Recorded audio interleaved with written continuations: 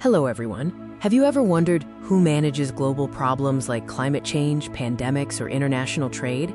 There is no world government, yet these issues are somehow managed. This is where the concept of global governance comes in. In today's lecture, we will understand what global governance means, its key features, and most importantly, the major challenges it faces. So let's begin. Global governance, meaning and challenges. What is global governance? It is the collective management of global issues and involves both state and non-state actors.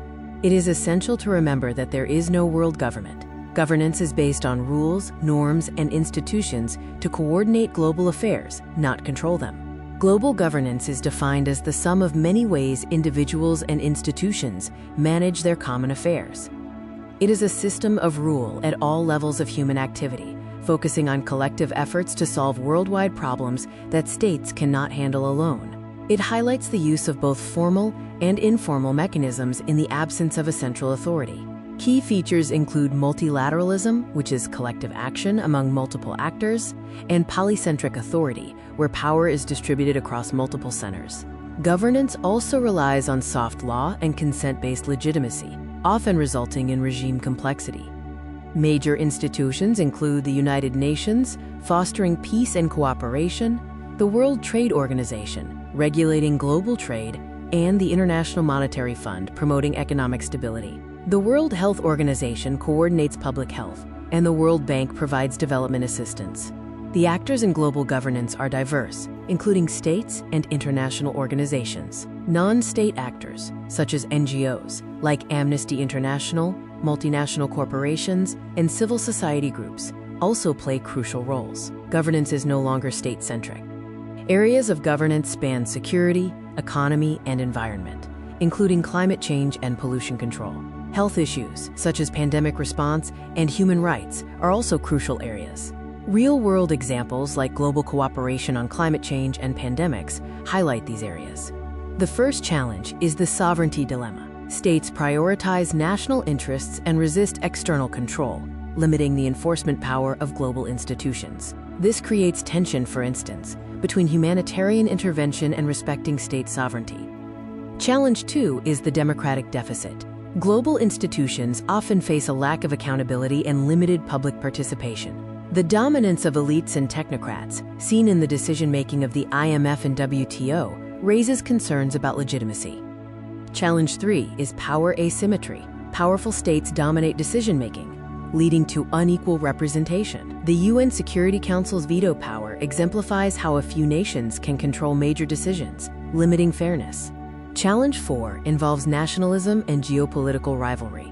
The rise of nationalism, prioritizing domestic interests, weakens multilateral cooperation. Events like Brexit illustrate the declining trust in global institutions and the rise of rivalry.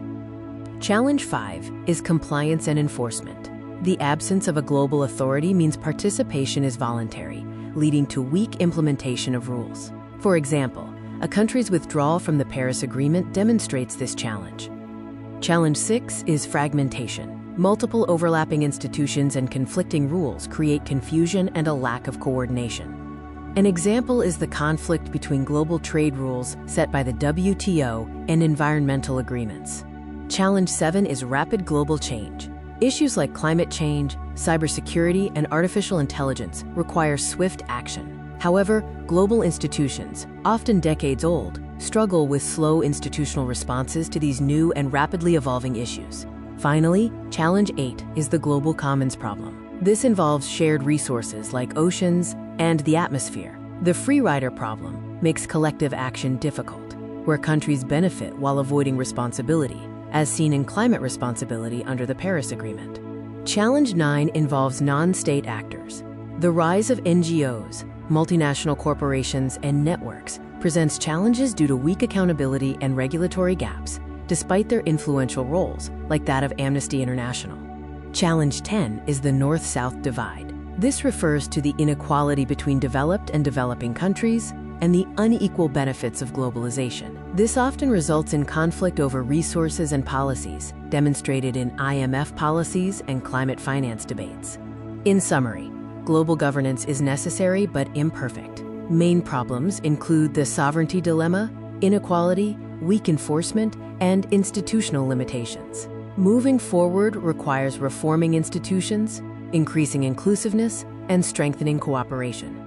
This diagram illustrates how global governance works, starting with global problems like climate change and health.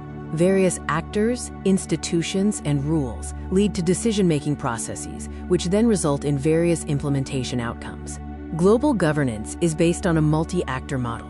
States, the United Nations, NGOs, MNCs, and civil society all interact to shape global rules and manage shared challenges, highlighting the system's polycentric nature.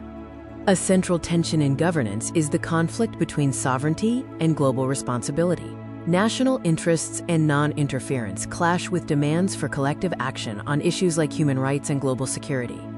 We have covered 10 key challenges: sovereignty, democratic deficit, power asymmetry, nationalism, enforcement, fragmentation, rapid change, global commons, non-state actors, and the North-South divide. These highlight the complexity of the global system. Case Study 1. The COVID-19 pandemic revealed issues in global health governance.